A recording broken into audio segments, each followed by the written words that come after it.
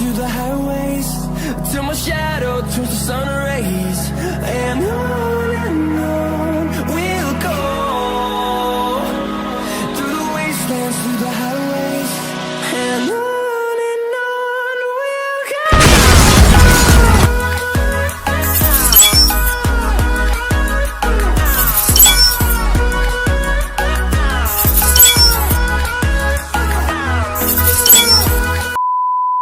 Bismillahirrahmanirrahim. Assalamualaikum warahmatullahi wabarakatuh. Kami dari kelompok 1 ingin mempresentasikan hasil diskusi kami yang dimana membedakan sejarah, kedudukan, dan fungsi dari bahasa Indonesia. Pembahasan pertama akan dibahas oleh saya sendiri atas nama Nurifawati Arfan. Baik, pembahasan yang pertama adalah sejarah bahasa Indonesia. Bahasa yang awalnya dikenal sebagai bahasa Melayu ini telah dibentuk dan diresmikan sebagai bahasa pemersatu bangsa yang diresmikan 1 hari setelah Hari Proklamasi. Bersamaan dengan kontribusi ejaan yang digunakan masyarakat Indonesia hari ini adalah PUEBI yang berlakukan sejak tahun 2015 lalu hingga sekarang.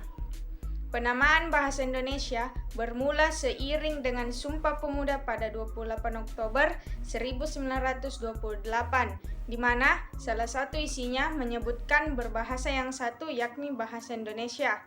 Hal ini juga menjadi upaya penghapusan kesan imperialisme yang mengambilnya dari bahasa Melayu, masih dianggap sebagai bahasa negara Indonesia.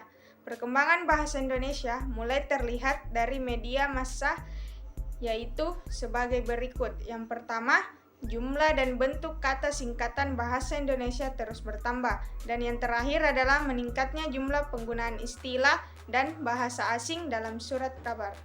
Pembahasan selanjutnya akan dibahas oleh Muhammad Tribuna.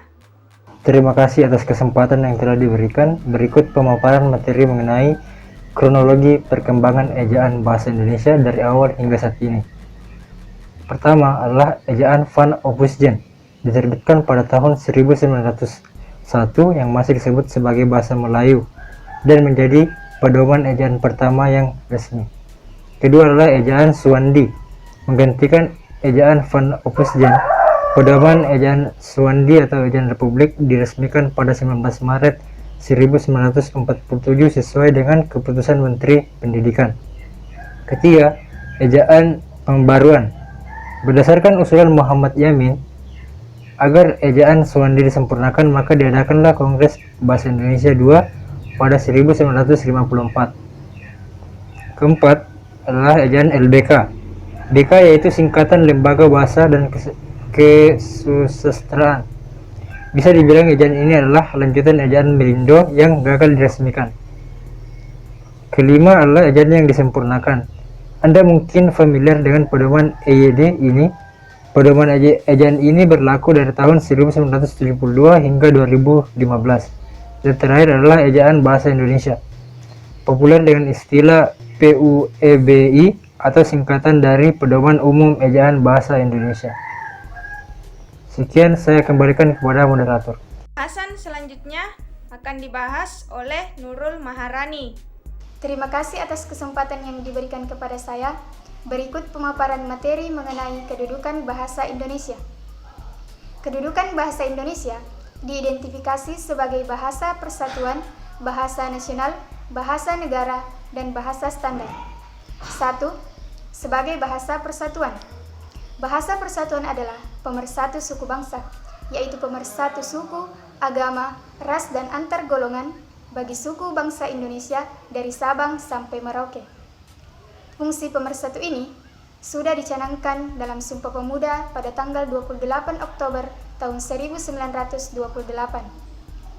2. Sebagai bahasa nasional. Bahasa nasional adalah fungsi jati diri bangsa Indonesia bila berkomunikasi pada dunia luar Indonesia. Fungsi bahasa Indonesia ini dirinci atas bagian berikut. 1. Lambang kebanggaan kebangsaan Indonesia. 2. Identitas nasional di mata internasional. 3. Sarana hubungan antar warga, antar daerah, dan antar budaya. 4. pemersatu lapisan masyarakat sosial, budaya, suku bangsa, dan bahasa.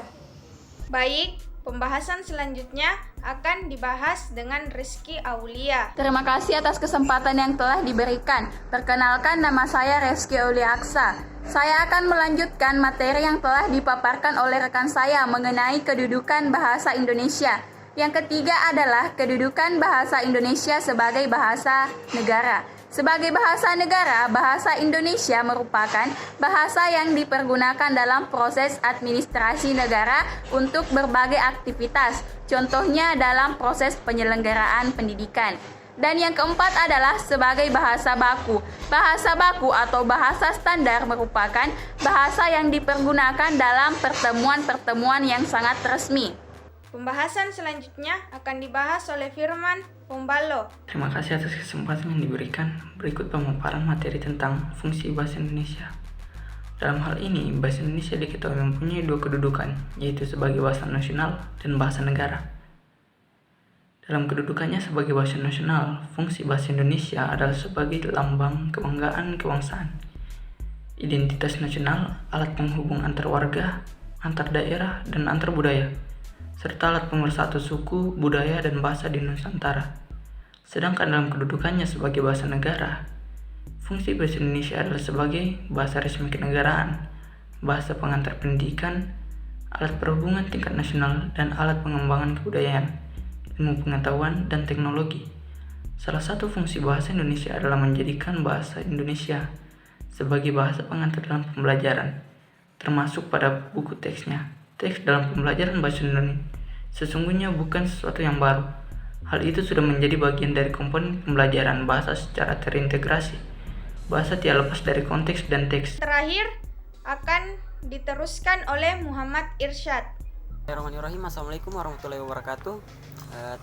Terima kasih atas kesempatan yang diberikan oleh moderator.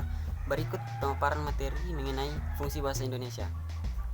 Bahasa Indonesia berfungsi sebagai bahasa pengantar lembaga-lembaga pendidikan, mulai dari pendidikan terendah yaitu taman kanak-kanak sampai dengan pendidikan tertinggi yaitu perguruan tinggi di seluruh Indonesia, kecuali di daerah yang masih terbilang pelosok karena mayoritas masih menggunakan bahasa daerahnya masing-masing sebagai bahasa ibu.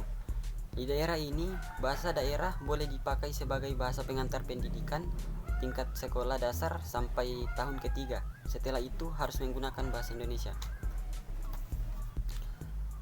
Bahasa Indonesia merupakan bahasa resmi negara Indonesia dan juga merupakan bahasa persatuan yang memersatukan bangsa Indonesia yang berbeda-beda bahasanya, budaya, serta daerahnya.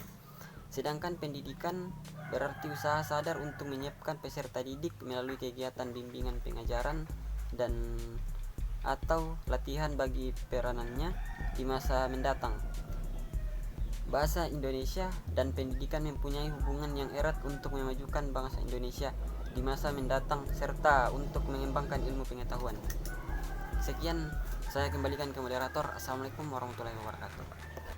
Sekian dari presentasi kami. Lebih dan kurangnya mohon dimaafkan. Assalamualaikum warahmatullahi wabarakatuh.